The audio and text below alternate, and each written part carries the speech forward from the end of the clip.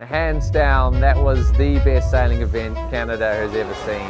Look at the fans on the shoreline. Canada was ready for this event and everybody showed up. I think that probably rates as the best SailGP event ever. That I will never, ever, ever forget this the rest of my life. Halifax, you guys are legends.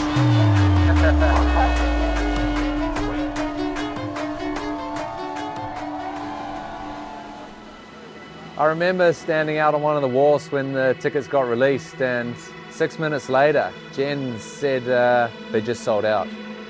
That blew my mind. That's when I knew we're in for a big one here.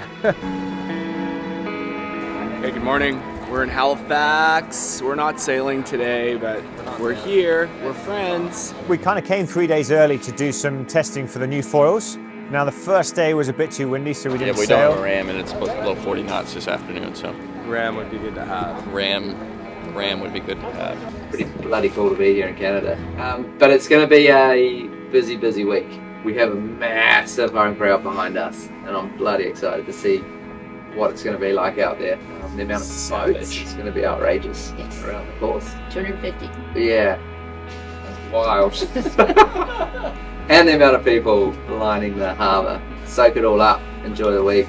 You guys are hometown heroes this week, so lap it up. Oh yeah.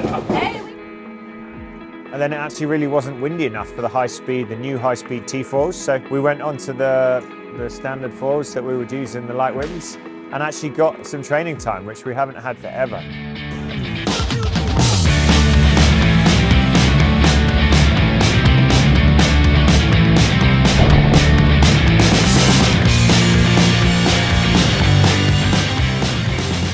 I mean, to have training meant that we could work on some things that we needed help with. What that really meant was some boat handling maneuvers that are a little bit trickier. So we knew that this was going to be much more of a boat handling race course than, let's say, Bermuda was. So having those practice days and time on the water beforehand were absolutely crucial to be able to nail those maneuvers during the race. It's the first big event in Canada for professional sailing. The crowds just delivered, and actually just chatting to people on the dock and chatting to people in the city was phenomenal how into it everyone was. Well, I mean, I think it started with the weekend foil program that took place a week before we even got here. There were over 250 kids and even old people that were out there trying to foil. That was pretty amazing. I knew we were lined up for something great. We broke so many records. We sold the tickets out. We had more career-inspiring turns than any other event. We had more BYOB flights. We had 300 BYOB flights. We sold out all the merchandise on day one for Team Canada. We knocked it out of the park, and that's a huge team effort. It's not just us as a team, that's everyone. And that's what SailGP is about. It's about bringing sailing to a broader audience. As you said, people might not know what's going on, but by the end of the weekend, I'm pretty sure they will. We really want to bring this beautiful city to the eyes of the world. Put your hands together for Phil Robertson, driver of the Canada SailGP.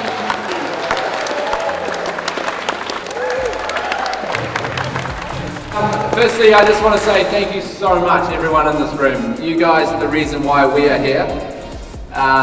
Halifax is probably the location that Russell dreamed of when he thought of SailGP. So I guess for the weekend, there's only one thing we want. You guys have to turn the window on a little bit more, dial that up, and we'll put on a great show for you all. Without you guys, I don't think we'd have a home event, so thank you very much. You deserve a massive pat on the back. And a big Halifax, sailing-wise, was unreal.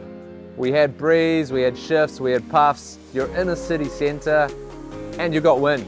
Like, there are not many places on earth like that. We need to start the Instagram account.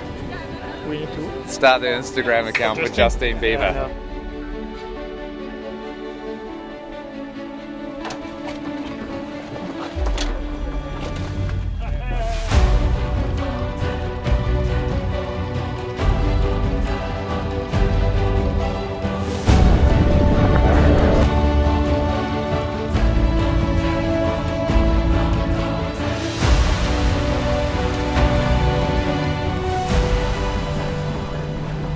This is because honestly, I've never experienced something like this before in my sailing career. I've never had a home event before with a crowd that's like that. But to have it and experience it on your own is something I will never, ever, ever forget. Should be fun, should be exciting. Everyone's gonna love it. It's gonna be a show. Got a local prayer kit here, just giving Spirit a little extra go-go juice today, and yeah, we're pretty happy to have all the spirits with us today, with Spirit, helping nature give us some speed and grace. Before I joined the team, the lads were presented with a Maori fish hook before their Christchurch regatta. And this morning, the lads off the Blue Nose presented us with a coin, a 10-cent coin, with the Blue Nose boat printed on it. So that is now living next to the lucky Maori fish hook in our wing permanently.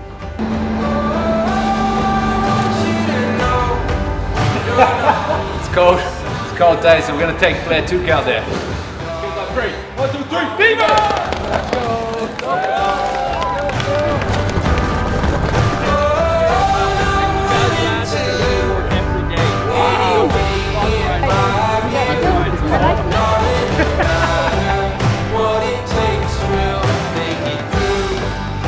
Dude, look at the people here. Holy smokes. Wow. Look at this. The mood is excellent. The breeze is all over the shop. We do not know what's happening currently right now, but we are ready for battle.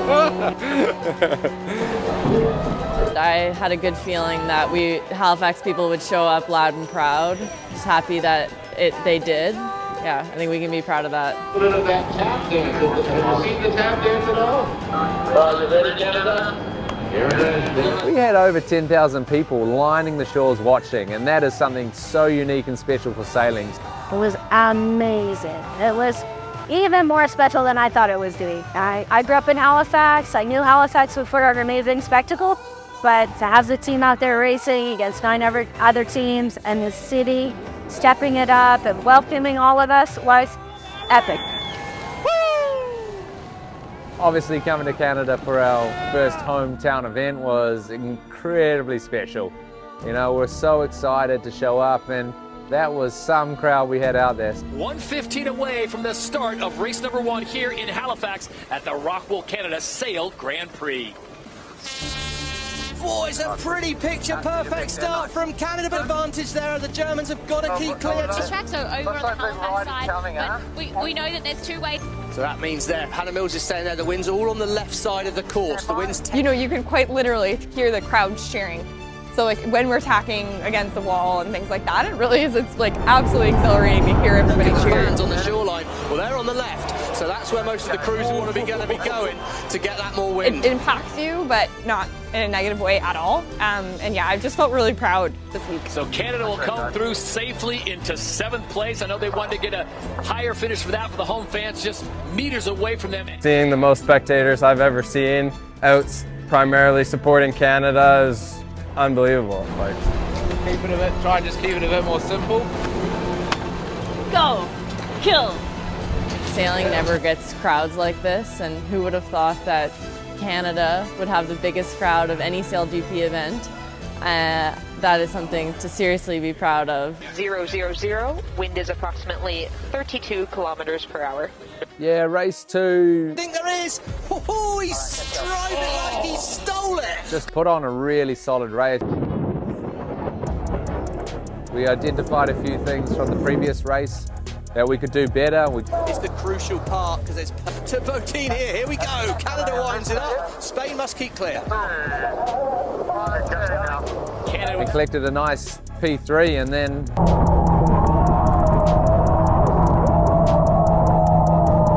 yeah, we backed it up again in race 3. Coming in hot.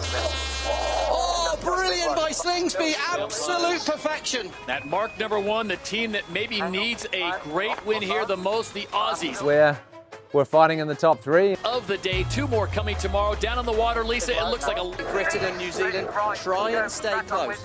We're crossing the bridge, yeah. Turn left and then you do it. Dropped out. Oh, Canada on the inside. Did he have room? Oh, I don't know if he did. That could be a question asked there. Yeah, unfortunately got an umpire decision against us. The umpires, penalty Canada, relative GBR, not entitled to mark room. So, Yeah, a bit of a shame because a race win there would have been quite nice. I mean, we were blown away by going out on the water today, looking at the shoreline, and for 2 miles, it was just, there was not a space on one side of the harbour. And then we looked round on the other side of the harbour and it was exactly the same. Like the hills were full of people, every dock, every balcony, every restaurant was just full of people, and they were all cheering for us, which made life pretty pleasant. So, all in all, this event has been 10 out of 10. I couldn't have dreamed of a better first event for Halifax and for Canada, and by far the best event we've had on the calendar so far. This morning, weather was bananas. The place that our boat park's positioned is, we have a huge building basically right in front of where we're positioned, and the breeze is coming right across that building. So, and that's a safety measure, that's a safety concern. Which is a bit of an issue because we've got 10 boats to get in, so the current plan is we're going to launch 4 boats, the top 4. Mark Turner, what's the situation here? We are just trying to get as many boats in the water as we can here with this one crane at the moment, and as soon as the conditions let us, we'll start operating this other crane. And obviously no one cares about the Aussies, the Kiwis, Denmark or any of those other boats. Everyone wants to know about Team Canada. What do you think Canada's chances of getting in the water are? I think they're very good. That's what we need to hear. Thank you. But what that meant for us is everything was pushed back, and that meant no time to train, no time in the water. We also had some on-water interviews that we had to take care of, so it was straight into it, and I was really happy with how we performed right off the bat, having quite literally done like one tack, one jibe before the first race. Hi. Yeah, it's looking super windy there. But man, what epic conditions for a harbour like this. This is badass.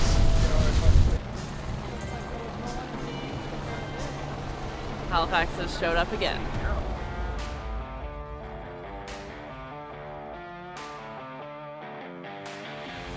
So the race is on. This will be race number 4. One big thing about today is ride height isn't going to win your races.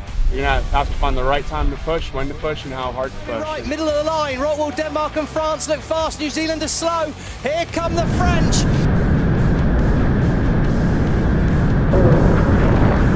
Yeah, he really was fast along that lead side. They're having a great race so far, but they going to the right side. I think as the Canadians break away. Could be a nice move by Phil Roberts on that. The weekend, more pressure near the Halifax side, near the crowd, but better angles coming out the right. Australian, Canada, look how close. Oh, it was an aggressive turn. It could be a capsize for the Australians. Oh, what a save, Carl Langford. Because with that kerfuffle at the top, Mark, that puts Canada through to first for race to the final. Even with great. Go on, biggest grind of the day. Keep going, boys, keep going. Let's go! Number 1, they get a 7th place, but they bounce back nicely with back-to-back thirds. So Stevie, they are in the running, and they are currently in a top 3 position. In race number 4 on Championship Sunday, it is O Canada. The Canadians bring it home for the win.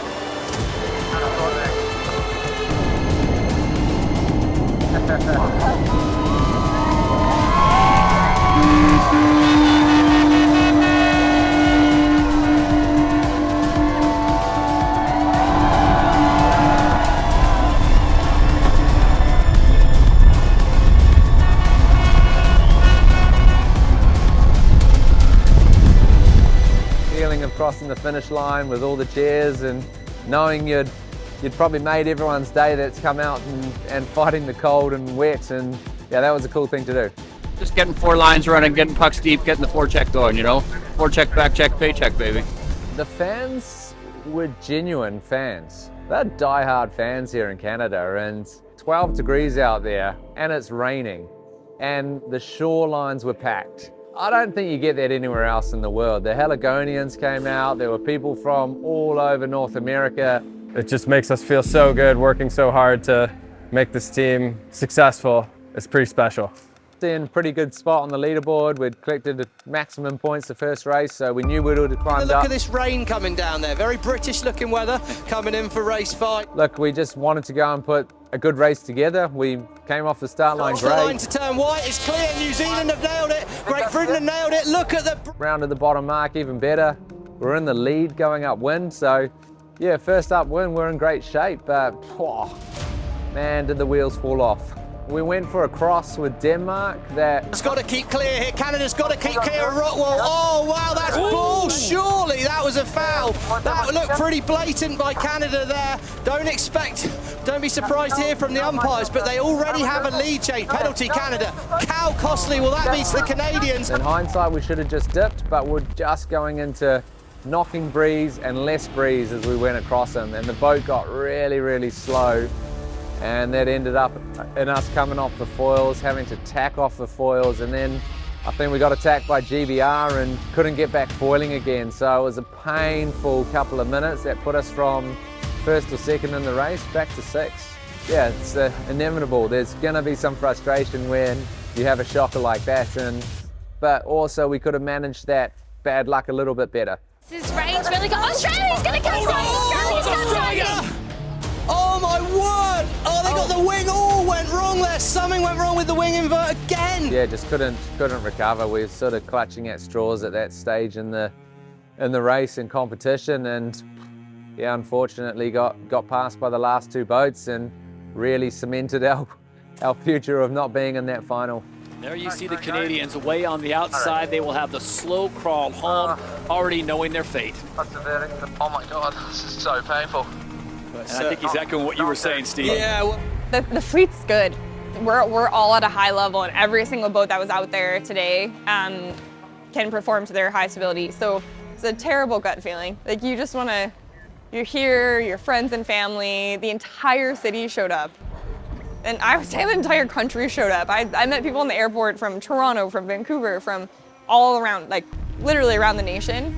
So it kind of feels like a punch in the gut to not be able to get in the final for those guys, but you know, we're happy with the way that we represented them. Look, what I'm most disappointed about this weekend is actually not doing it for the people that came out to support us. You know, we had huge support on shore, and I really feel like we let them down by not making that final. Like from the team's point of view, we were sailing really well. We made one or two little errors over the weekend, which hurt us.